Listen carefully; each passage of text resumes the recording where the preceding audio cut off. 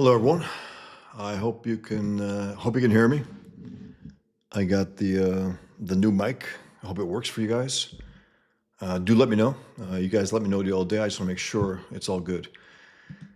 Two things also. You know what? I'm gonna actually have to do this because I've tried. You know what? Let me try. I doubt I can do it, but let me try. Let me try. I've tried to do like videos and stuff live while I'm on, and it always echoes it. But maybe you guys can hear it. I don't know, but it's worth sharing because it's funny. Let me show you quick. I'm going on my feed. Oh man, the if you guys can see this, the babies were murdered by Hamas. I could talk about a lot of this, but anyway, I wanted to come here. I'll talk about it after. This is worth noting here. This is Mark Hamill, the piece of shit. I said the staggeringly annoying leftist was literally caught with his pants down. So here's Mark Hamill. Let's see if it works. I guess not. You know what? I don't know how to do it yet, guys. But anyway, I guess I can talk about it. His pants fell. Mark Hamill's pants fell while he was at the BAFTAs, I think. I guess Hey guys, Trevor. Skull Trevor. Yay, free speech is one of my favorite subjects, the bedrock of all other rights, 100%. That's why it's the First Amendment, not the Second, not the Third. And the Second backs up the First, which is the best. Thanks, Frizzy Schnitzel. Evening, Flighty. Roll Julia 5x5, meaning the sound. If it is, excellent. Excellent, guys. Sorry, I couldn't play the thing, but you know what? I might be able to do it on my phone and put it on the screen, which is not ideal, but you guys might be able to see it if you haven't. I imagine you have. But it's worth showing because Mark Hamill's been such a piece of shit. It seems like his goal is to undermine our good feelings, good memories of Star Wars by being such a ugly piece of shit today, who is against everything that we value: America, freedom, free speech, good governance. He's against it all. And let's see if I can show you guys here while I'm on off my phone. I don't know how to do it yet. And even when I am able to do it, it's like an echo. That sounds terrible. And I did record one thing and it didn't show on the actual screen. But let me just get this. And then I want to read from basically it's Why I Draw Muhammad. It's my most comprehensive article I've ever written on free speech. David Horowitz called it my manifesto. They were supposed to publish it, Front Page Magazine. They didn't. I think some people they got cold feet. Let me just say that. And check this out also, guys. Johnny Scab on X made this action figure. Sorry, you guys can't see it here, but I think it's hilarious. I'll put it on the screen after. That I can show. But the video, I'm going to have to do it this way, guys. This is Mark Hamill at the BAFTAs. So what makes us love cinema so much that we're all gathered here to celebrate tonight? His pants fall. It's that films create worlds so vivid and stories so powerful that we lose ourselves in them completely. They create immersive cinematic landscapes that feel alive, whether they're set here in London. He was literally caught with his pants down. What makes us love cinema so much that we're all gathered here to embarrassing and most welcome. He's such a piece of shit. It's really, really welcome. Let me show you that one thing that I have here, and then let me get to this. I'll show you guys in 1 second. Johnny Scab. I guess he's been making some Comic Skate Kings action figures from Grok, and here's the one that he made of me, which I think is hilarious. I had a big laugh out of it. I mean, it looks more like Arnold, but it's so funny. My Pigman comic, yeah, fuck Islam. That's just hilarious. I get a real kick out of that stuff. I really do. It's so funny. All right, guys. So I'm going to free speech. Okay. I just posted it. I was particularly pissed today about a few things that I saw. First of all, Germany. Germany selling themselves out, selling out the West, selling out free speech, hunting down those who write things that they don't like. Same thing that Hitler did. And these are National Socialists in Germany today, the way they were back in the 40s and 30s. They will pretend that they're on the other side of Hitler, but they're not. They're socialist. He was a socialist. They hate free speech. He hated free speech. They're into totalitarianism, as is he, and so on and so on and so on.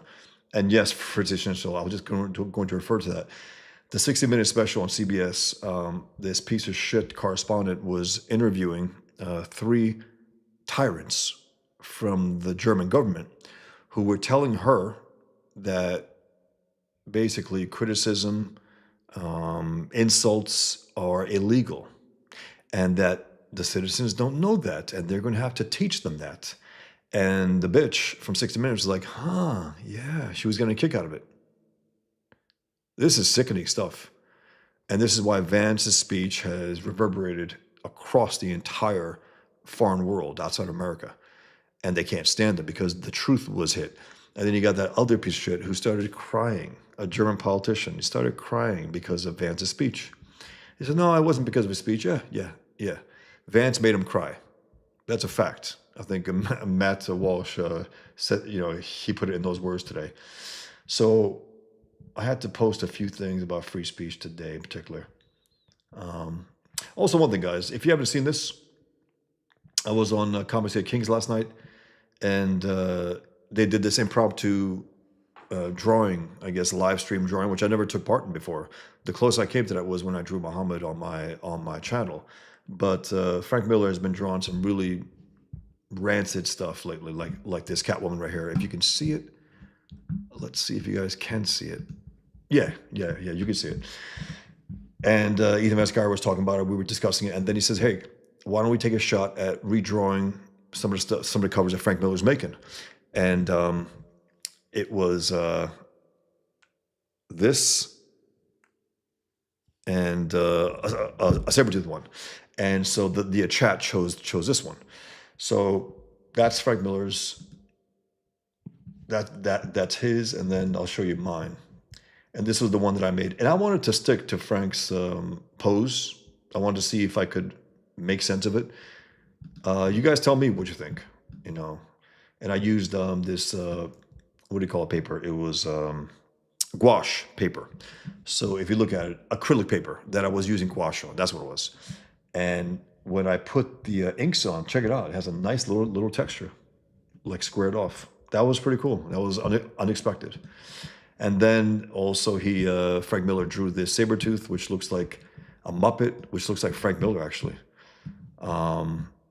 His nose, crooked eyes, a crooked nose. And this was my interpretation of that because I had more time left after I drew the Catwoman. And so I just made my own interpretation of it based on Frank Miller's drawing. And again, I wanted to stick to Frank's poses more or less. Other guys deviated. They did some beautiful stuff last night, the Kings. So that was really fun and unexpected. Again, I don't think I've done that on a live stream before. I don't think so. No. And then I just wanted to remind people, remember Salwan Momika. The guy was murdered for burning Qurans. They made the point for him. And then I also had another essay here. It was called Why I Draw Muhammad, and it has 2.1 million views on the one that I have on here. And this, I just wanted to note to Muslims who, they don't just try to murder me, they try to bore me to death also with their bullshit. So let me show you quick. I said to tough guy Muslims, because they've been coming after me the last few days. I said to tough guy Muslims on X, the last Muslims who had a shot at carrying out the death threats you send me got their heads blown off. And only pussies would be so emotional. You fruits make emotional females appear stoic that you'd murder human beings over Muhammad cartoons. By the way, Hamas is going to return the two babies that they held hostage. They're going to return their dead bodies. And I'll tell you one thing, people are talking about turning that place into glass. Whatever it takes. This is, they have to be wiped out. They have to be. And this also, I drew this a while back, Free Speech Akbar. And I said the worst places on earth have no free speech, and the worst people on here hate free speech. But they exercise it with their lies, threats, and support for terrorists, letting us know exactly who they are by their words. It's good to know who the scum are, thanks to free speech. And this another one. I often repost this. I say, fuck America and fuck Israel is free speech. And Muslims and leftists agree. Fuck Islam is free speech, and leftists cry hate speech, and Muslims threaten to murder you. Fuck Muslims and leftists. And then there's the final one.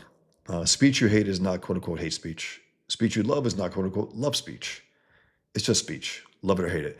If you're going to talk about hate speech, you might as well talk about love speech. You might as well. It's as stupid as that. That's it. And there's no such thing. There's no such thing.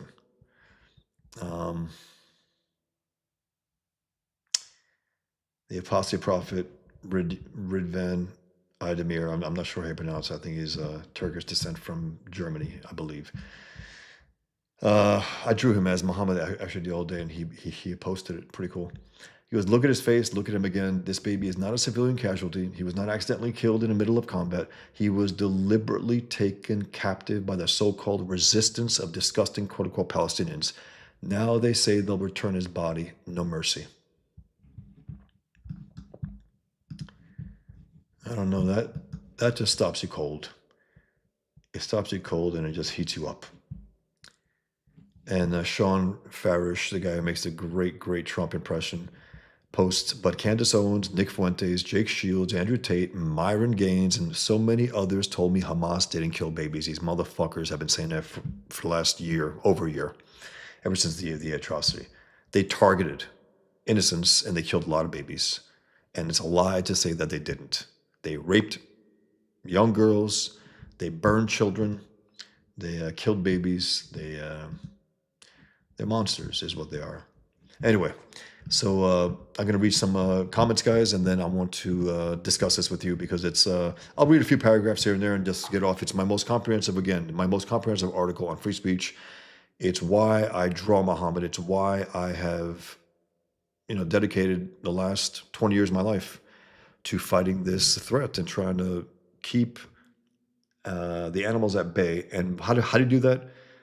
You can kill them, sure. Our soldiers, hopefully they're unleashed on these savages, but you do what they don't want you to do. You defy them. It's a simple act of defiance. They desperately don't want you to do something. You do that. You do that thing. It's not just, oh yeah, I'll do it because you don't want me to do it. No, it's an enemy at war with us. They're trying to kill free speech. That's what they tried to do that time 10 years ago now. Come May 3rd, it'll be 10 years since the attack in Garland that I was at. And Barack Obama's FBI, one of its members was in bed with the guys who came to kill us. He basically texted them. I guess he was hiding as some kind of Muslim. He was portraying himself as some kind of Muslim. And he told them to tear up Texas because the original plan was for them to go to the Super Bowl. And the third jihadist was in North Carolina. He's now in jail. They got him after the fact. They found out the connection. Their first thing was Super Bowl, but they figured, you know what, we need a softer target. And that's when they picked our event, the Draw Muhammad event, where I was announced as winner. They came there. The FBI agent was driving in front of them in a separate car. They drove from Arizona a few hours. And as soon as the guys got out of the car they were armed to the teeth. They had an ISIS flag. He drove off, the FBI agent, who was dressed in Islamic garb. It's even dirtier than we think. I just got to get to the bottom of it. Hopefully, I went to the FBI headquarters. I asked them directly. I know they wouldn't answer, but I needed to go there and do my part at least to find out. And when Kash Patel gets in, I'm going to try to make some noise and get him to get to the bottom of it because it's important for Americans to know that the place that's supposed to protect them would have allowed us to be wiped out. Because if a single FBI agent knew what they were going to do and he drove off, what does it say about them? They had no FBI agents there to protect us. They would have allowed us to be murdered. And to me, if anything, it's Barack Obama's FBI. I'm thinking it's probably by design, meaning it was their way to say, okay, who the fuck cares if these people get wiped out? Most Americans won't. And I'm not saying the left. I'm talking about the right too, and it's true. I get enough shit from right as well. Why do you keep drawing them? Why do you do that? I don't answer those people anymore. But the point is, I think they wanted to kill free speech, and I think Barack Obama was very invested in that. When he says at the UN, when he says, uh, what do you say? One of the worst things happens that when they slander the Prophet Muhammad. It's like this is a communist ex-Muslim talking. Anyway, this is a crazy, crazy thing, and I just want to read this to you guys and go back and forth with you about some stuff in here. Anyway, let me read some comments, guys. Thanks for being here. First of all, appreciate it. Trevor, Flady, Fritzy Schnitzel, Raul, Julia, John. Hey, John. Art, Hail Bosch. I have a fever kicking my butt. Hopefully you recovered. Damn, that sucks, man. Nice avatar, by the way. That's the one where what was it? The last thing the enemy wants. I forgot what it was. About how to defeat the enemy. Forcing the enemy to do the last thing they want to do. I think that's what it was. That's the object of war. Forcing the enemy. And what's the last thing they want to do? Surrender and submit. That's what you got to force them to do. Sorry about that, Art. Get better. I have recovered completely. I had some broth that night, and then next day, haven't felt it since. Fritzy Schnitzel says he lost himself. All right. I'm not sure you're referring to Fritzy Schnitzel. Sorry. Flady, okay. Mark Hamill. Didn't he just say Luke was gay? Yes. I truly done with modern. Yeah, it's pathetic. First of all, Luke's not gay. Luke, first of all, in Star Wars, we see him kiss, Princess Leia. He goes to save the princess. He was very excited about doing that. They kissed in Empire Strikes Back. In the further, I guess, the novels, Mara Jade, that was his love, if I'm not mistaken. He's not gay. It's just him trying to placate the gays who aren't Star Wars fans. They're not. They're gay fans, first and foremost, and last. That's it. And then they want to try to bend him to their will. He's very bendable. He'll go anyway. I mean, I think Mark Hamill's gay, maybe. Why was his pants down? Was he in a back of room? Maybe something was going on there. Him and some Hollywood guys, a little party. He forgot to put his pants up. I don't know. Anyway, he's a piece of shit. Greetings from Australia. Steve says, hey, Steve. Greetings. Fritz Schnitzel says 60 Minutes was gleefully promoting that shit. They were. Think about that. You got this alleged investigative journalism, right? It's supposed to be a serious broadcast in 60 Minutes. They don't even question. Hey guys, you're arresting Germans for posts? You have 50 people being arrested as we speak right now? It was a siege in the city of whatever it was. Munich, I don't know where it was. You're going to do that and you're not going to question them? And you're going to smile about it? And then they accuse Trump and the administration of being against free speech because they didn't allow the AP, the rotten, corrupt, communist rag, the AP, to be in the Oval Office. Good. New York Times should get wiped out from there. Only get the ones who are legitimately news. That's going to be maybe 1%. Some podcasters, maybe. Some people with independent platforms, maybe. That's about it. If so, good. If you're not news, you're a propaganda machine, and get the hell out of here. No one has time for that. Nobody. Also, to spar with these people, to spar with their lives, no. John says the stuff going on in Germany is also going on in England and France. It is. And that's why Vance's speech hit to the bone, hit these people hard. Because he was basically reminding them, guys, we do have shared values of free speech and, free expression. We do have, or we should have that. And the only thing they did was get offended and call him out and cry about it, literally cry about it. A stinking German politician started crying. And then he got applauded. He got applauded for that. Art says Germans need to be restored to a dominant position in Germany. Yeah, I mean, it's their country. It's their country. Fritz Schnitzel says, fighting imaginary fascism with real fascism. Indeed. That is what they do. DJ Gravy Mix says the bitch was laughing about them finding someone over speech. She was. She was literally laughing. Who took a screenshot of it? Someone, I think Walsh, took a snapshot of her smile and laugh. Matt Walsh. Flade One says, Germany has been this way since the beginning. As an example, it's been illegal in Germany to give rude hand gestures while driving since the 80s and probably earlier. Man, that place is pretty fucked up. I mean, historically speaking also. Yeah, Wingus Dingus, Miller's Sabretooth it's tough, man. It looks like he was looking in the mirror and just drew some hair around him. Al says, "Hey Al, I missed 1980s Miller. I know that I mentioned this before. Yeah, me too. The guy was great. He's an all-time great cartoonist. Whatever he's doing today, ultimately doesn't take away. I can still reread Dark Knight Returns with no problem. I can reread Batman Year One, Daredevil Born Again, the old Daredevil, things that he did. Um, Elektra Lives Again, Elektra Assassin, the Wolverine that he drew for Chris Claremont. The guy's an all-time great, but when he doesn't bust his ass, he sucks flat out. He's the kind of guy who story as his thing. He's a storyteller first and foremost, and then he's not a draftsman per se, unless he busts his ass. It's very strange. Wingus Digger says the torso is short, but I don't know how you'd get the hands like that without a shortened torso. I know. It's very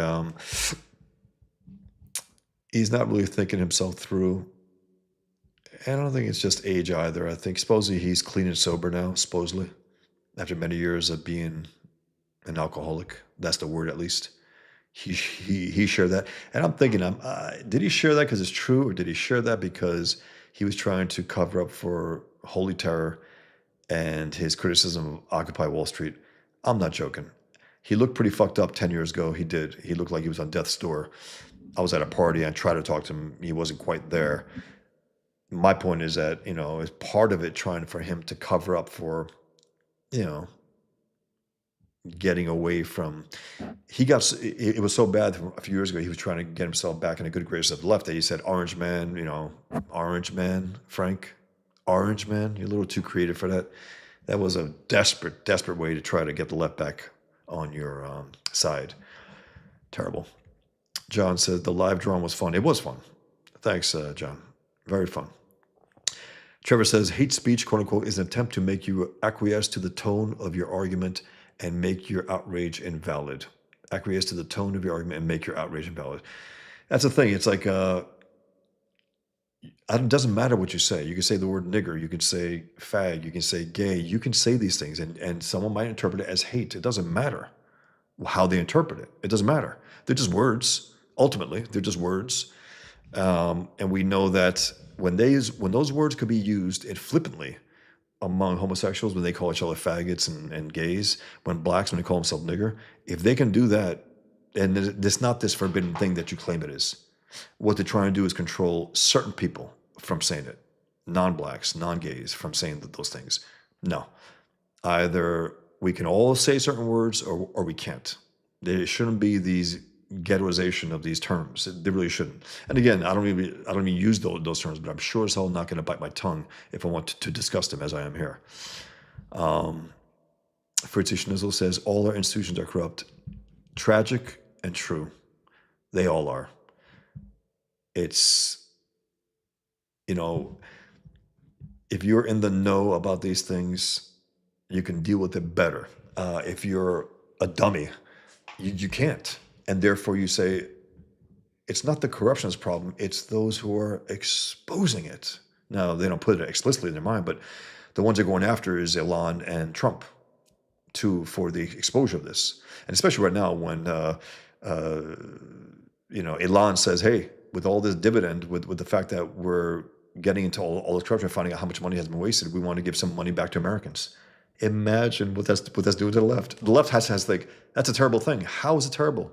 It's good for you too, idiots. It's good for all Americans. It's about time too. Wingus Digger says, stop drawing Muhammad. Muslims vote Republican sometimes or something. Yeah, I've heard that too. I have heard that. Big shit, so what? So what? I got Muslim cousins who vote Republican, and I got Muslim cousins who vote Democrat. Doesn't mean anything. Hey, Richard, loved all the drawings yesterday. Me too. They were great. It was really cool. It's like how can I call it? It's like when you're in a movie theater. What do you call that? When it's like you're around people, it's a certain group, you're experiencing something together. That was really cool. I like that. Hey, Mike TB Dub, I'm here too, just lurking. Hey, lurk. Trevor says Mark Hamill was trying to get the Force to awaken. My God. He was, I mean, something was happening backstage. Him and some Hollywood guys were doing what Hollywood does, and he forgot to zip up. That's what happened. Maybe they took his belt. Maybe they were whipping him before. Who knows? I say this because he's such a piece of shit. Hey, Alpha Hill. Wingistinger says Electro Lives Again is overlooked too much. That book looked great. It's an incredible piece of work, Wingistinger. It really is. It's beautiful. I've showed it twice at least on the streams. I showed it during a King's show also. And while you could see where he was heading, some of the faces, like Matt Murdock, started to look a little wonky. But the overall drawing, the overall effort that Miller took, he really busted his ass in composing the pages. Interesting stuff, man. Beautiful stuff. And Lynn Farley, kicked ass as always. It's a beautiful piece of work. Trevor says, I think Miller just doesn't care about superheroes. He's slapping those things out and laughing as cash is for sure. It's almost guaranteed that that's what he's doing. It's like he's saying, F you. You're going to publish me because I'm Frank Miller, and you're not. It's ugly, and the guy doesn't need the money. From what I gather, he's really well off, and imagine the residuals that he gets for whatever from all the publishers. Imagine the deals he made after he made it big time. Steve 16305 says censored speech and compelled speech are two sides of the totalitarian coin. Yeah. Yep. Exactly. They're trying to make us use certain phrases, certain terms, certain this, and not make us use this. No. Either we have free speech or we don't. And that's what I discussed here in my article. Again, this is generally about free speech, but concretely about Muhammad cartoons. But why is it about Muhammad cartoons specifically? Because that's, to me, as it's a name of this episode also, the flashpoint of free speech. That's where the shit hits the fan. That's where the rubber hits the road. That's where the truth breaks. That's where you'll have very, very, very few people taking it to that point where, okay, what's the thing that is most forbidden and why? And am I going to express that? And you do it or you don't. But everyone knows it. No matter what anyone pretends to say. You had some artists over the years telling me, hey man, don't pressure me to draw Muhammad. I said, I never pressure anyone to draw Muhammad, ever. I challenge them. This is this part of the challenge. I don't pressure them. And they say, I'm just not interested. I said, no, that's not it. That's not it. You're interested in drawing a lot of things. You're not interested in drawing the one thing that might get you killed. Why aren't you interested? Is that your reason why? Because you're not interested? No, you're afraid. I get it. Believe me. But the point is, in a time of war, when free speech is in the balance, as it has been in the last few decades, it has been in the balance. And right now in Europe, people are being criminalized for saying, it doesn't matter what they're saying. I don't care if they're saying racist things. I don't care if they're saying, I don't care. That's their thing. Let them get shunned by society. People, friends don't like to hang out with them, whatever. That does happen. But when the government comes in and tries to compel that and try to punish you for saying something that they don't like, unacceptable. And that's why Vance really hit a nerve, And it also tells you something about Vance. He's not fucking around. He is setting himself up to be Trump's, follow-up. And Trump was asked about it, like, is he your predecessor? Is he going to? And Trump said no. And I don't mind that from Trump. People got a little, like, whoa, Trump didn't say he's going to be his guy. I like that because it doesn't make him seem like he's some kind of, like a sitting duck. Like, okay, I've already given away my power. I'm going to give it all to him. No. 4 years, he's the guy. In 4 years, let's see if Vance is the guy. He'll prove himself. And that's the whole thing. And, he cited Mark Rubio, this and that. He's trying to say, guys, you're going to earn this. I earned it. You guys can earn it too. I'm not going to give it to you. We'll see. Time will tell. Hey, Hamilton. Hamilton says, I'd be a bit cautious saying those words on YouTube live streams. I agree with the free speech point, but YouTube has pretty strict house rules. If they get me, they get me. My point is that I'm not going to bite my tongue. It's like people told me over the years, hey, don't say certain things on social media. Always use it in code. I said, look, I'm going to say what I say. If I pay, if they try to come after you, then they come after me. That's it. And again, it's not me just flippantly using. I'm using it as an example for something, and I'm not going to bite my tongue and not saying it. I don't want to say the N word, the G word. I don't like that language. But I get it, Hamilton. I appreciate it. I know you mean well, but at the same time, you know, uh, I think we ought to be able to say the things, not hide them under kind of some cover. I just don't. And again, as you know, if you watch me at all, I'm not I don't use this word flippantly. And of course, it doesn't matter to them. They'll just say, okay, we'll just wipe out your channel. They wipe it out. They wipe it out. Travis says the only place in Afghanistan, I would, yeah, I guess Europe, Afghanistan. I would visit right now is Poland. Yeah, hearing the shit that goes on daily in Britain. Um, yeah, it's disgusting. Yeah, Poland made a conscious decision not to bring in Muslims, and they were very explicit about it. Very, very explicit. They've been called racist. Like, yeah, sure, call us racist. Who gives a shit? Who are you anyway? Apple Channel says saying Jews hate white people. Not sure what that means, Alpha. If you could elaborate. Steve says, yep, Trump said it was too early and only a month to anoint JD. After all, he may stuff up like Pence did. I don't think he will, but there is a possibility Trump would have egg on his face. Yeah, there's no need. That's the media. That's the right-wing media, by the way. That was a Fox News, the assholes at Fox News trying to say that. Wingus Dingus says, to my knowledge, saying no words on YouTube won't get you banned on its own, but it can get your videos recommended less. I get it. And I'm about, by the way, guys, I'm about to cross that threshold into being monetized. I think a few hundred more hours of views. I think that's what it is. About to hit 3,000. It used to be 4,000. I guess they brought it down to 3,000. So, but and again, guys, I appreciate you guys looking out for me. But again, I just, in the face of what's going on, people being in prison for this, biting our tongues now at this point. I don't think you gotta go out there and, like that idiot Melanie Mack, fact. I mean, over and over again. It's stupid. It's corny. She thinks she's being edgy. It's not edgy. It really isn't. But the point is that, you should be able to at least say what you're referring to in criticism or whatever. And also saying that if those words are acceptable, like they're on Apple Music, nigger, they got songs there, fags, this and that. It's all over the place. So don't tell us that they're forbidden, and then they're in Disney programs. Luke Cage, Marvel owning, Disney owning Marvel, and Marvel going, I guess, letting Netflix borrow their characters and saying that. So, Hey, Diana. Hi, Bosh. Thank you for drawing Muhammad. My oath as a veteran to protect and defend the Constitution is sacrosanct to the First Amendment of our Constitution. Political correctness be damned. Indeed. Yeah, Raul Julia. Eric July says, quote unquote, the N word all the time. He does. He's on YouTube. He has 500,000 followers. I don't think he's ever been punished. Do you guys know? Hamilton says, fair enough. I support your stuff and want you to stick around for a bit on the platform. For selfish though it might be. That's all. I get it, Hamilton. And I appreciate it. Believe me, I got friends, who say, look, man, maybe, don't go there.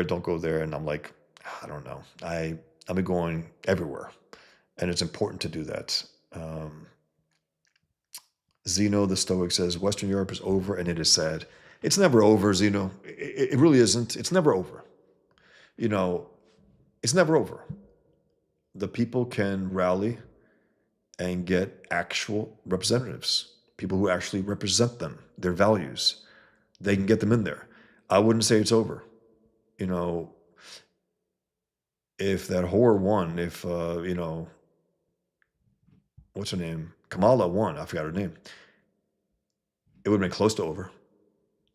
Because imagine the doubling down, tripling down of everything they've been doing is very tough to get back freedom once lost to that extent. Very, very difficult. And now we have to go hard against everything that they've done. It has to be light speed. It has to be. It has to be light speed because we know that there's an enemy within working against it every second that they can. Trevor says, coded words are disingenuous and removes the context and the emphasis of your speech. Yeah, I don't like it. I don't like it. I really don't. And again, I'm not a guy who uses these terms necessarily, but a part of me, I just can't not use them if I'm using them, if I'm referring to them. I just can't. Wingus Thing says also, no words will get your comments totally hidden, but for some reason they can be seen if you sort by new. Okay. Alpha Channel, I love you, Bosch. Thanks, Alpha. Keep fighting the good fight. You had mentioned what can you not say? There's so much these days. Everything is upside down. It is good that the pendulum is swinging back. It is, and that's why, when they say it's over, it's over. It's like, guys, the UK is not fucked completely. It's not. It's bad, 100%. It's really bad. But every time the left gets in power, it's totalitarian. Every time. And then, as so long as there are elections in these countries, and there still are, there's a chance to get freedom back. And it's tragic that freedom is in a balance at election time across the world. Freedom is always in a balance. This is sickening. We're not just voting for a better candidate. We're voting to get away from this totalitarianism. That's why we vote now these days. It's sickening. Trevor says, he who dares not offend cannot be honest. Thomas Paine. Beautiful. True. Happy's Funhouse say, hey, what do you think about people like Nick Fuentes and Candace Owens and Hassan Piker somehow all ending up on the same side of October 7th denialism? They're all pieces of shit. They're all socialists. I don't care what Nick Fuentes pretends. He loves a socialist Hitler. Hitler was a socialist. He also was talking up AOC. He was saying that AOC is far more America first than anyone in the Republican side. That's what he was saying. So they are all on the same side. Candace Owens as well. Candace Owens is a former leftist. What's former about her current position? Nothing. Leftists hate Jews, always have. Socialism, communism, Jew hatred. It's just that, Hitler acted more on it than the other guys did. That's about it. So to me, it's not they're right-wingers and they're all, to me, on the left. They're all collectivists. They're all anti-individualist. You cannot be racist or for racism or for racists and be an individualist and be a pro-freedom, liberty-loving individual. You can't be. If you see people as separated by race, you're a collectivist. Where's collectivism on the political map? Left or right? Left. So all these rats are on the left. All these rats. They might not like one thing or two thing that the other side does, but they're all there. They're all there. Zeno the Stoic says, we're adults in a free country. It is nuts to live in fear of words. It is. It's sickening. And once we give that up to the tyrants, once they forbid words and forbid things for us to do, no. Yeah. Steve says, new censorship laws in Australia supported by both major parties on top of Section 18C makes it illegal to upset another person if anything that intensifies social division. These are totalitarians. These are evil people. These are Nazis. They are National Socialists. They can call themselves whatever the fuck they want. They're National Socialists. Every single last one of them. It's goddamn evil. Haley Mary from the Jezebels, came out before the vote, I think, on that and slapped on a Make America Great Again hat. And it's been canceled. And she knew it. She just dove right in. Good for her. Great voice, great singer. I like her. Trevor says, fuck them if they can't take a joke. Steve Ditko, probably not. Hilarious. All right, guys, I'm going to read some paragraphs and go back and forth with you guys if you have any comments or any, you want to say anything about this. Again, this is my most comprehensive article I've ever written about free speech. It took me a few weeks. I believe I was going back and forth, trying to perfect it. And then I was going to get it published. And then, again, they got cold feet. It is what it is. And I do mention Frank Miller here as well, and I call him out, specifically Frank Miller in here. Elifius writes, isn't the normal left-right dichotomy misleading? It should be liberty versus statism, but often it's collectivism versus collectivism. Yes, it is. The left on the political map is all totalitarianism, whether it's It's the secular or the religious. It's all totalitarianism. The more right, the more freedom. It's not the more chaos and the more anarchy. No, it's more freedom, more liberty. Then in the middle, you got the mixed up fucks. Like the conservatives can be stupid and they can be slightly totalitarian and slightly this, but they're not all in. And they could also be, un-American in a sense where these conservatives, they're against the pursuit of happiness explicitly. Some of them explicitly. Life is not about happiness. Okay, it's not about happiness. Hey, it's about the pursuit of happiness. Our founders understood that. They were religious men. At least they were deists. The pursuit of happiness. It's a fundamentally American thing. It's a fundamentally American idea, and it's important.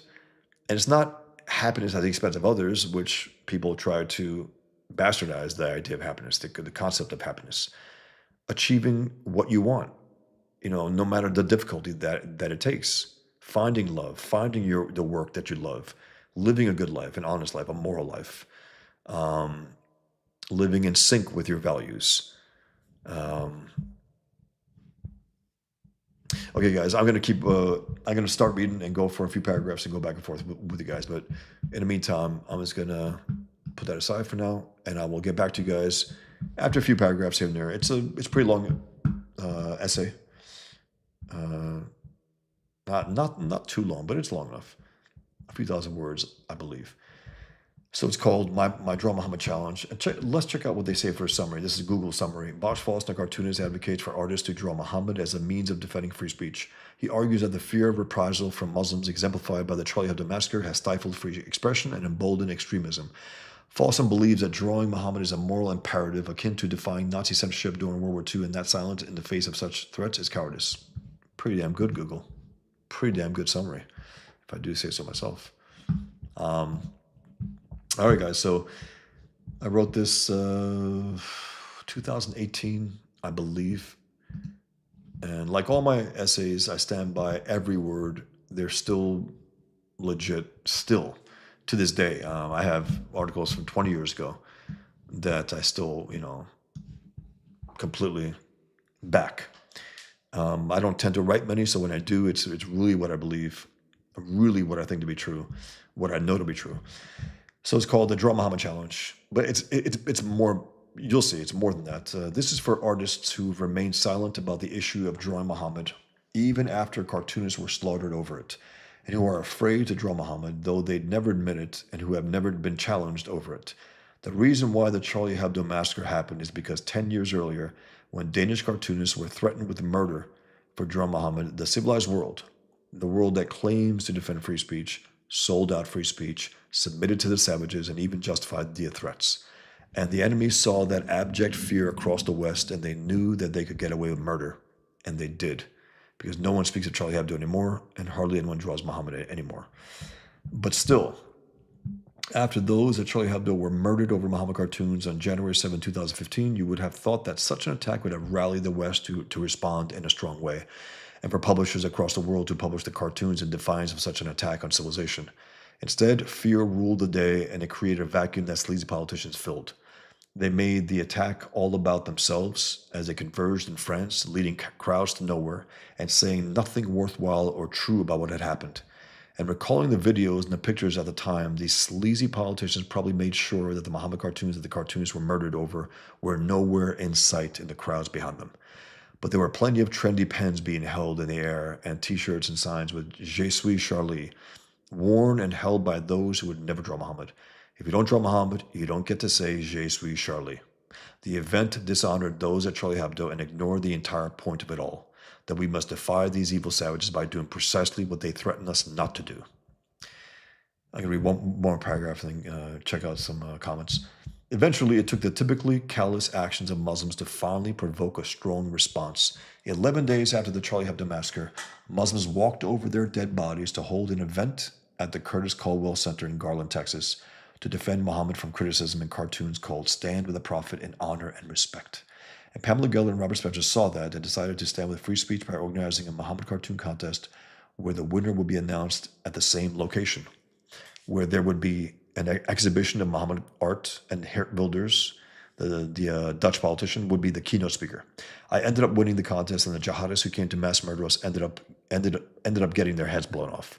And then there was a second attack on us, but this time it was by the media, on both the left and the right, who were determined to paint us, the targets of a terrorist attack, as worse than the jihadists who came to murder us. That's not an exaggeration, guys. That's not an exaggeration. We were vilified to death after that.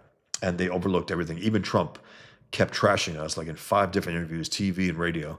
What are they doing, draw Muhammad? Come on. So I drew him as Muhammad and he goes, couldn't it be drawn something else? I said, yeah. I said, sure, okay. So I drew him as Muhammad in front of the Taj Mahal. Free speech isn't about what we can talk about. It's about speech that's considered acceptable. It's not about, okay, let me start, guys. Sorry. Let me start again. Free speech isn't about what we can talk about. It's not about speech that's considered acceptable in society at any particular time. It's about saying what can't be said, yet still saying it, come what may. And that freedom to say the unsayable is under relentless attack by those who view that freedom as a threat to them. This is really what's come down to in Europe also. The freedom of people to say whatever they want ultimately gets to the weak ideologies that these people push, their agendas. Weak ideas, weak ideologies can't withstand scrutiny. And people having the freedom to say whatever they want could lead them to call out those ideas and ideologies, to expose them as the complete opposite of what they claim to be. And that's why Muslims and leftists are the greatest enemies of free speech, because they have the most to lose if their ideas are allowed to be scrutinized. That's a fact. That's a fact. The more honest you are about these ideologies, the more free you are to express your criticism of them, the worse it is for these ideologies and the people who push them. If you don't support cartoonists draw Muhammad, then you don't support free speech. If you reserve all of your condemnation for those who draw Muhammad and are silent about those who threaten them over it, then you're a coward. All right, guys. I'm going to stop for a few minutes, go back and forth with you guys and see what's up.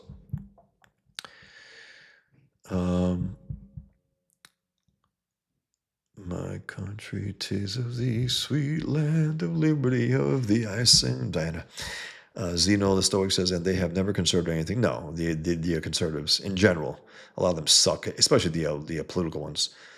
Alpha Channel says, Hugo Boss did some great uniforms, though. I guess he's alluding to the Nazi uniforms, whatever. I've heard that. It's allegedly an edgy joke, but it's not. Happy's Funhouse, do you think there should be any limits to free speech? Like, obviously, terroristic threats and child abuse material shouldn't be allowed to be published anywhere. Right, of course. That's not free speech, though. Once you threaten, that's not free speech. Threatening people is incitement to violence. Children should be protected. There shouldn't be adult pornography in children's libraries. There shouldn't be. That's not free speech. That's exposing children to things that they can't understand, they just shouldn't be exposed to. That's evil. So Happy's Funhouse, I don't know if you're trying to, get me on this, but I've always been that way.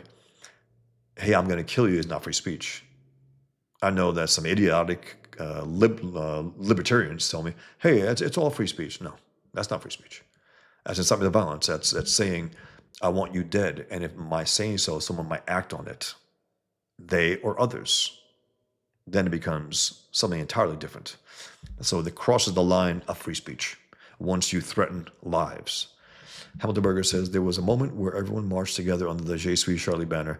Then some people wanted to edit the event photo and the whole thing collapsed. Yeah.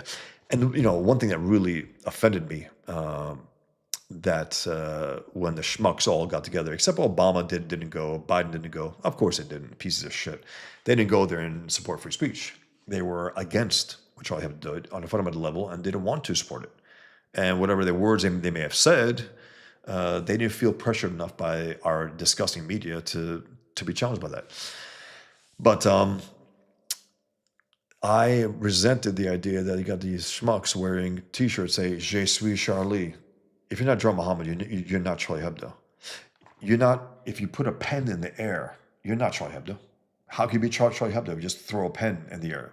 Take that pen, put it on paper, draw Muhammad, and then I salute you. You are Charlie Hebdo. Until then, you're not. So I didn't like that. You got people who were murdered for this. At least give them their due. At least do what they did. Don't presume that you're them if you don't do what they did. It's terrible. Alpha Channel blaming the victim. Trump, Muhammad, yeah. I drew him as Muhammad a couple times. Zeno, the Stoic says, bending the knee even once allows them to always control your words and actions. Yeah. You give them that, you give them free speech, it's over. It is over. Happy's Funhouse, where did Trump make those comments about Joe Muhammad? It must have been Fox News, some other radio stations. Check it out. 2015. He was on Megyn Kelly once also, one of the final times that he trashed us. And she was probably the greatest champion for free speech after the attack. She was the best, flat out. I should have been on her show. I don't know why she didn't have me on. People got in touch with her, and I think I got in touch with her producer, whatever reason. But she was the best on it. And she had Trump on, and she challenged him about it. And she even showed him my cartoon, a small print of it, that she was showing to him off camera because they wouldn't show it on the air of Fox News until later that year on John Salsa's show, which I was actually on, which I showed my cartoon as I was speaking. She showed him the cartoon. She goes, look, this is just a simple cartoon, defiance. You can't draw me, that's why I draw you. And Trump rolled his eyes. And I can't get that clip anywhere. I don't know where it is. I tried to find it. I had it on Facebook years ago, but my Facebook has been knocked out. I can't access it. But he said it at least a number of places on radio and TV, and he kept going. And that's what really pissed me off too. It's like, all right, we heard you. You're against free speech, and you sided with the savages. I get it. Why do you keep having to remind us of that? It was terrible. What a terrible position. That's why I drew him. I said, here is Donald Trump's position on Joe Muhammad, and I put him in the Muslim prayer position with his butt up in the air. And he even said something after Charlie Hebdo, which was equally disgusting. He said, what did he say? Why'd they go after him? But look where they are now. Nasty, very nasty. And again, I still proudly voted for him this time. I don't think he's been bad on free speech. I don't think he said anything terrible about free speech. He's been nothing but decent about it. I would love him to be conscious about that though, and maybe make amends for it. Put my cartoon in the Oval Office. Joking. But short of that, at least acknowledge you were dead wrong. Steve, well said, Bosch. I guess about my article. Thanks, man. Happy's Funhouse. No, I wasn't trying to get you. I was genuinely wondering where you stood on that. I respect the hell out of the nuance you displayed. Yeah, I mean, look, Happy's Funhouse, this is... If you take this seriously, you're going to have a nuanced position regardless, even though people will try to cartoonize me and say, oh, he's for anything goes. It's not for anything goes. It's not. I don't want child porn to be disseminated out there. That leads to action. It leads to the abuse of children. I don't want children being exposed to things they should never be exposed to, ever. I don't want to be threatened. I don't want my life threatened on a casual, message boards. I'm going to cut your head off and I'm going to rape you. They actually said that. This is the normal speech that you get from average Muslims. I'm not even saying jihadists. These are average Muslims. That's unacceptable. That's not free speech. And those who say it is, these are twisted people. That's the kind of, laissez-faire, irrational aspect of that. Libertarians mainly. Libertarians, you got they're on the extreme of the left in a sense where anything goes, and the left says nothing goes except what we want. That's it. Terrible. Zeno the Stoic says the left love easy virtue. Sure, because they have no virtue. They really don't. Virtue signaling is exactly that. There's no virtue to signal, so that's why that's why they send it out there and pretend that they're good. They're no damn good. They know they're no damn good. That's why they take these easy positions when it comes to, it's like, we're against rape. It's like, yeah, who isn't? You got to go out there and make it a big deal that you're against rape. I don't know. You make me question your moral character if you have to make it a big issue. Hamilton says, do you generally support the U.S. approach to free speech? Legally speaking, that is everything in speech unless it's categorically non-speech against threats. I do. Yeah, I do. I think anything should be allowed. I do. Threats, different story. Insults, go for it. I get insulted every single day. Do I cry about it? Hell no. I laugh at some of it. It's actually funny. Insults, go for it. Threats, the different story. Absolutely different story. Calling fat pigs, that's cool, you know. Calling ugly people ugly, fine. It shouldn't be a problem. The ugly person might not like it, but, you know, reality is what it is. Alpha Channel says, I accept your challenge and will include at least one cartoon of Muhammad fighting Mo Sad in our upcoming comic. Alpha Channel, awesome. Love to see it. Please go send it my way. That's awesome. Zeno the Stoic says, I have seen that clip of the Stasso. If you have, cool. Trevor says, your free speech should not infringe on another individual's rights. Yes. You can say what you wish, but if you cross the street to yell in my face, then we will have a different problem. Yeah, that's a different story also. You can say what you want, but if you're trying to stop someone and get in someone's face and this and that, you're crossing the line. You're obstructing their normal path that they would normally be taking. And they're trying to stop you. They're trying to coerce you into a fight or something. They're trying to start a fight, with you. Zeno the Stoic said, libertine is sort of the child of left and libertarian. I guess so. You only get insulted because you're a unholy ginger. That's right. It's so funny. I still see, I've been a redhead all my life. I still see it. I've been called a blonde lately. I don't know. Am I? I don't know. I still see it. Anyway, Leadera says, I hate when they call speech an attack. It's disgusting. That's also an attack on free speech, calling it an attack. It's their way to try to, again, stop people from saying things that they don't want them to say. We have the right to say anything. We truly do. Outside of, as we said before, violence, abusing children in certain ways, exposing them to things that they should never be exposed with ever. That's unacceptable. That's unacceptable. You crossed a line at that point. You crossed the line of free speech. All right, guys. So let me continue and then get back to your comments, and we'll have a little discussion about it after. Once human beings are murdered over cartoons, those who would invoke hurt feelings and decorum should be completely dismissed. I've gotten that from people. Come on, man. Isn't it like, you're pissing off people. It's not really the nice thing to do. Decorum, fuck that. Once people got their heads cut off for goddamn drawn cartoons and killed, that's over. That kind of typical respect that we afford others is over. It's over at that point. So once human beings are murdered over cartoons, those who would invoke hurt feelings and decorum should be completely dismissed. This is an issue of free expression, an issue of defying an enemy in wartime who wants to kill you if you exercise that freedom. Yet I'm still told that I shouldn't draw Muhammad because it, quote unquote, hurts the feelings of Muslims, because it's not nice, because it pisses off Muslims. The only reason people are worried about pissed off Muslims is because Muslims act violently when they're pissed off. But my support for free speech doesn't end when Muslim violence begins. My support only grows stronger. Still to this day, I'm accused of provoking Muslims when it's their threats over cartoons that provokes me to draw Muhammad. I know that most cartoonists don't draw Muhammad because of death threats, but death threats should have been the spark to get most of us to draw Muhammad. It did with me. I was raised Muslim, and I never even considered drawing Muhammad, and I didn't even know that there was a prohibition against it. But when Muslims warn us that we can't draw Muhammad because Islam forbids it, we have a choice to either draw Muhammad or become de facto Muslims that sell out free speech. If anyone can mention also here, if you hear any buzzing or anything, I don't.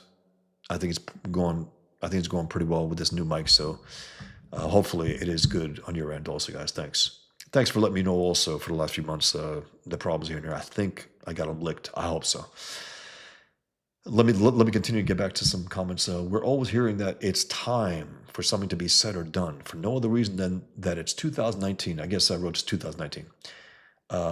It's time. And it's usually something as stupid as it's time for a black, female, transgender James Bond. It's time.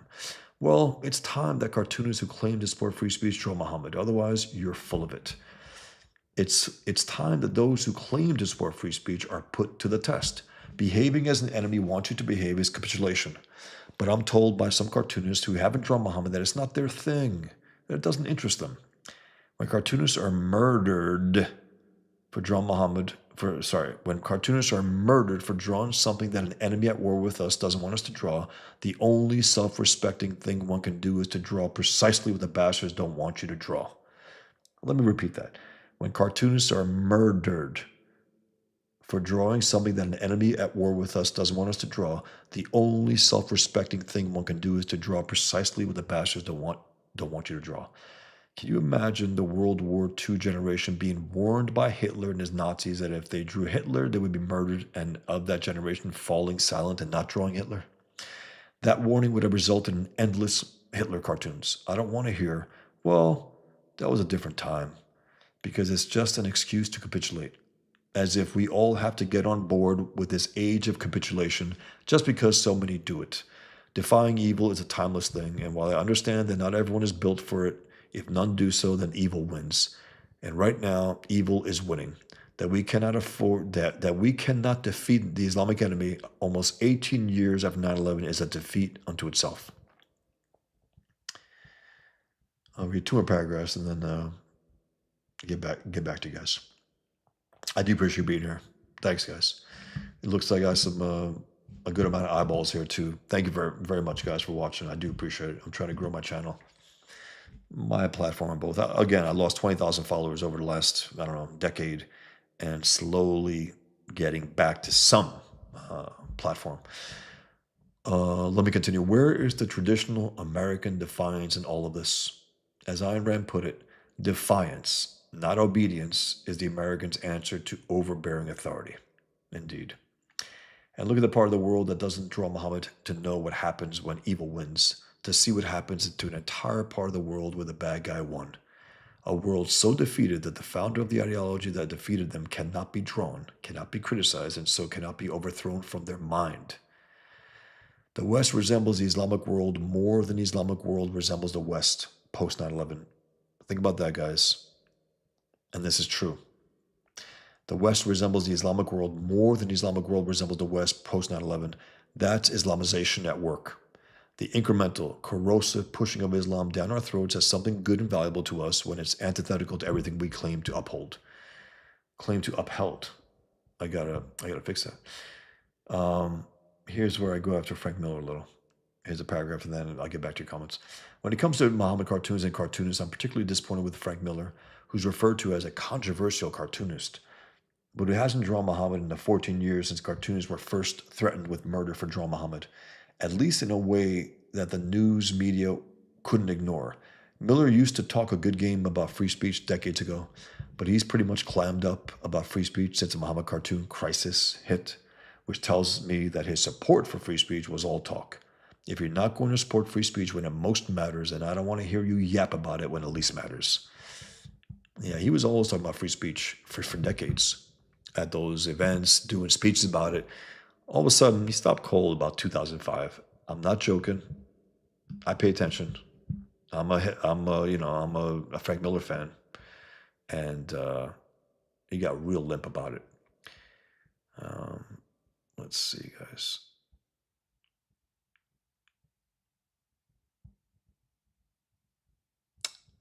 Merilith, 2005. Hill Merilith. Thank you. Trevor, you defeat bad ideas by expressing better ideas. People used to know this. Yes, they did, Trevor. And you know what? I think I settled on this a number of years ago. I'm going to repeat myself until I die, over and over and over again. Some will get bored of it and check out. It's fine by me.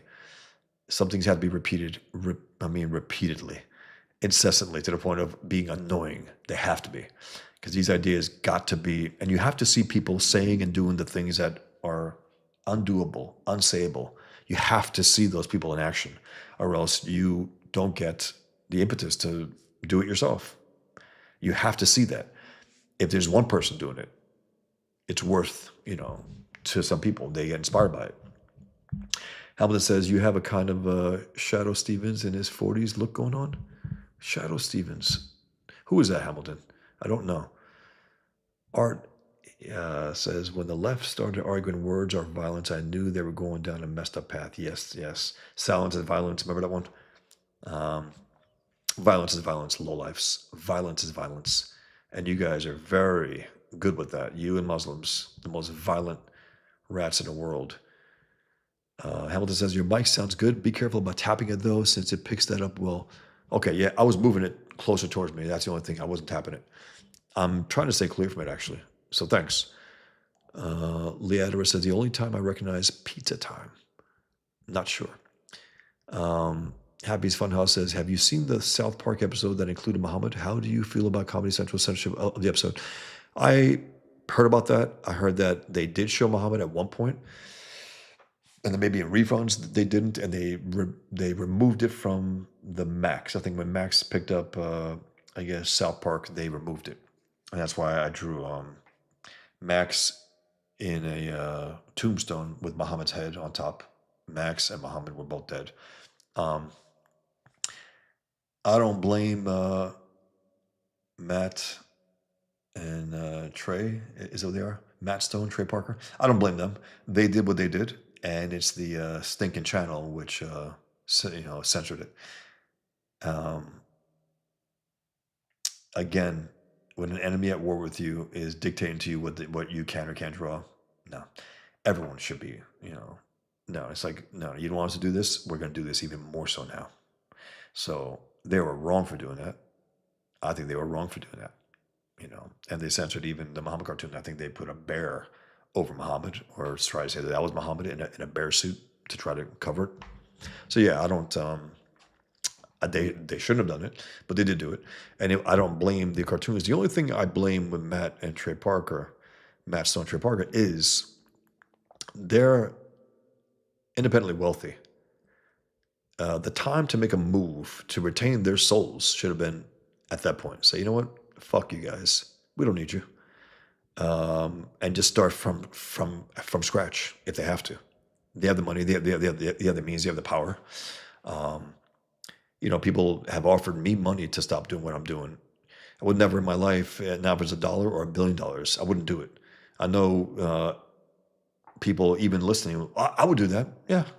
Maybe, you might do that, but you don't do what I do. It's life and death for me. It's life or death. Free speech is not just a business that I'm in. It's life or death. Without it, civilization's over. That's the thing that makes the difference. That is the thing, free speech. Without that, you collapse into chaos. You collapse into hellholes. You collapse into the Islamic world. Look at the hellholes that have no free speech. They're hellholes for a reason. Their people are silenced. They're mentally shut down. They don't even think about saying these things, much less say them. So I think Matt and Trey Parker should have walked. That's what I think. How much more money do they need? How much more, I don't know. And you know what? If part of that walking away means that they lose South Park, then that's a price, because if that's the case, if they don't own it, then that's their fault, meaning they created under this, contract that, whereas comedy, the Cartoon Network, Comedy Central owns it. They shouldn't have done that deal then. Do your own stuff. And also go all out and do a Muhammad cartoon at that point, an animated movie. If you're going to do that, don't just dip your toe in the water. Dive into the fucking ocean of free speech. Don't just dip it in, guys. So they have the power, they have the money, they have the influence to have walked away and make their own channel, make their own platform, and go off like crazy. I would have loved to have seen that, because those guys are hilarious. I mean, Team America World Police is laugh out loud funny, hilarious. They go after the enemies, the domestic enemy, the left, the communist enemy, North Korea, and the Islamic enemy. Durka Durka, Muhammad Allah Jihad, Shubba Shubba Bakallah. Hilarious. I even incorporated that into some elements in Pigman. America, fuck yeah. I put that in Pigman. Pigman was saying it when he just eked out. He survived this brutal attack that they were trying to. He jumped off a cliff, and his whole suicide gang of rats jumped after him. They were suicide belted, and they were trying to blow him up. They were blowing each other up by mistake at times. And it's funny. It's exciting. I love that moment. And he survived it. He's like, America. And then over that was Allahu Akbar. The one last guy came through, blew it up. Didn't quite kill him, but he hurt him. He hurt Pigman. That's what Pigman says. Next step, flying. He's like, I almost died here. I can't afford that. Trevor says, we'll do the female James Bond right after the transgendered Muhammad biography. Until then, I want Bond versus Islam. Hell yeah. We got to have goddamn James Bond taking out some jihadists. They may have a touch to it, maybe in some of the modern ones after 9/11. I don't think so, though. The bad guy in Casino Royale was alluded to that he was maybe Albanian, Sheaf, or whatever they called him. He was Albanian. They said that was one of the intel on him. And if he's Albanian, probably Muslim, but there was nothing clear about his character that he was Muslim. He was just a brutal guy, which, tends to go towards Islam, but there was nothing explicit about it. But I want to see that. I mean, Bond's a kick-ass, ruthless guy. We need that. We need that edge. And we can't have any pussies playing him. The guys that they keep throwing at us, get the hell out of here. Get Henry Cavill. That's it. Just get him. He still looks great. He's 40 years old. It's like he's too old. Give me a break. Daniel Craig was almost 40 when he first started. Get a few, even get one movie with Henry Cavill. I know that Christopher Nolan has been wanting to make a James Bond movie for years. How about Christopher Nolan and Henry Cavill make one and done? The greatest James Bond movie you could possibly make. That's it. Just do that. I want to see that. Lee Adams says superhero movies should all about fighting terrorists. I don't think all of them should, but I think a number of them should. I think Batman could. I think Punisher. I think certain characters, definitely certain characters. Spider-Man, I wouldn't necessarily see that. I'd love to see it, but what's he gonna do? Web them? You need a guy like the Punisher. You need a Pigman. Kill him. That's it. You don't punch him out and knock him out. Hamilton Burger says, have you met Salman Rushdie? What are your thoughts on him? I haven't met him. It's funny. I'm of two minds. I tried to read some of his writing. Wasn't crazy about it. Some of his comments over the years, he tried to placate the enemy, he tried to convert to Islam to try to get the fatwa off of him, which was a really gutless move, but he's a liberal. He's a leftist. I don't like that. I didn't like it at the time. But I knew that it was a flashpoint of free speech when he was hunted down after the, what was it called? The Satanic Verses. That was a flashpoint in civilization because not for what he did, not what was the reaction, for the West reaction. For the pussies in the West basically saying that he should have been waylaid in the alleyway. And that's what the Cat Stevens, a piece of shit convert to Islam, said. He should have been killed, he said. And he got away with it. He got away with it as if what he said was normal. No, he should have been shunned. Cat Stevens should have been shunned by a normal society. He should have been called out, condemned. And he wasn't. George Bush, a piece of shit, George Bush Sr., criticized, I believe, the insulting. He criticized Rushdie for insulting Islam. And then also they couldn't get him, and they got a publisher, I think his Japanese publisher, they killed him. The Muslims got to him, and they finally had their clutches on Salman Rushdie a few years ago in August. Could have been 2 years ago. They finally had their chance. They stabbed him. They almost stabbed him to death. He lost an eye. Yes, he's scarred for life. And he didn't say much, and he said something after. So I drew him with an eye patch, not that long ago. And I respect his resilience coming out still after that. And I really respect that he went on Curb Your Enthusiasm when Larry David, he plays himself, but he plays the character of himself on the show, had a TV show, a play called Fatwa. And the Ayatollah of Iran, the Khomeini, put a fatwa on Larry David. And he was scared shit. So his friends told him to go see this guy who might be able to help. So he goes to see Salman Rushdie. I related this before, but it's worth saying. I think it's hilarious. He goes to see Salman Rushdie. And he's wearing a beard, a fake beard, a wig, and glasses, and fake nose, whatever. He's trying to really, really hide Larry David. So he goes to see Salman Rushdie, and the conversation is, and Salman Rushdie calls him a pussy at one point. He goes, "What are you doing? Don't be a pussy," you know. And then he starts talking about the benefits of having a fatwa on you. And he says, "There's no sex." This is Rushdie. "There's no sex like fatwa sex." And Larry David's like, "Fatwa sex? Like, whoa, I can use this, huh?" And he did. He got that actress who played Betty Brant in Spider-Man, Elizabeth something, I forgot her name. Is it Elizabeth? And he ended up getting with her based on the fatwa. Hilarious. So yeah, I got mixed feelings about him, but I respect his resilience. I respect the fact that he came out after the fact and still condemned these guys. And he condemns the cowards in Civilization. He calls them the butt boys, which is, I believe in free speech, but, the butt boys. So that's my take on Rushdie, a short take. Happy's Funhouse says, "What do you think Frank Miller is comfortable drawing? Why do you think Frank Miller is comfortable drawing Holy Terror, but not comfortable drawing Muhammad?" I don't know, Happy's Funhouse.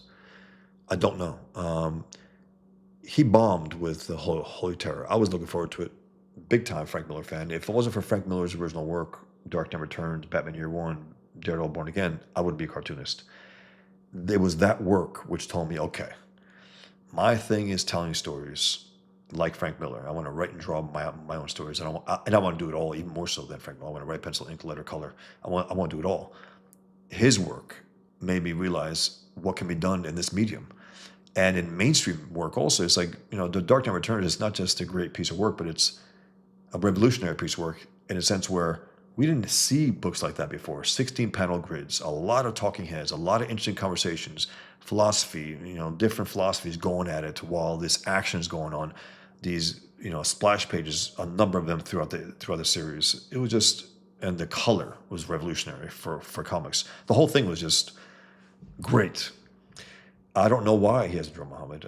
I know that I had a friend who was a friend of his, and he talked to Frank Miller about me, my friend. And my friend asked him, "Have you drawn Muhammad?" He goes, "No, I haven't. I forgot it was Draw Muhammad Day." And it's like, yeah. If I waited to draw Muhammad on Muhammad Day, I would never draw Muhammad. It's like, I don't wait for that. I usually do it, usually if something happens, something strikes me, something happens horrifically bad, usually it sparks me to drum again. And especially when I get shit from Muslims, it's like when they come after me, sometimes out of the blue, I have no idea why. I just try to drum again. Sometimes that's my response to them. Just post my Muhammad cartoons. I don't know Happy's Funhouse. I don't know why he's has drawn Muhammad. He also had a wrong quote of Muhammad in Holy Terror. I have a review of Holy Terror on my channel. By the way, guys, if you like my channel, if you could subscribe, I would appreciate it. If you could like this video, spread the word. Thank you so much. If you enjoy it, I want to keep doing it. And I think that way I can keep doing it by more interest, more engagement.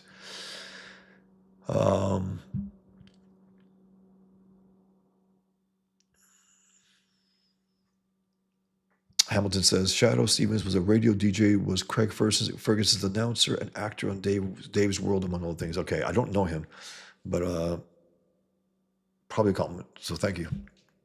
Hill Stealth X5. Trevor says, you would think that we would have at least one movie about fighting Islam. I know, Trevor, it's embarrassing, man. I mean, we are here 24 years in September removed from 9/11, and there's not one movie, and I mean this, not one movie takes on the ideology and the physical threat all together. Takes on the ideology. Not one. And believe me, I'll be told, oh yeah, there was. Yeah, I'm also told that. I'm also told, hey, Trump loves your cartoons. Really? I haven't heard that. Not from him. So I hear a lot of things. Lux Disaster says, hello, everyone. Hello, Bosch. Hello, Lux. Leadera says, it's why I support the second, even though I personally don't like guns. Europe making memes against the law is pathetic. I respect that, Leadera. It's, like it or not, that's our right. And it's the Second Amendment, it enshrines our right to self-defense. It's not just about the tool. It's not just about the tool. They want to make it about a tool that's an evil tool somehow, right? That gun killed. Guns don't kill. Guns can't kill. They're tools, and it's enshrines our right to self-defense, as the First Amendment enshrines our right to self-expression. That's what it does, and that's why our founders were great, great men. They understood life. They understood government. They understood good government.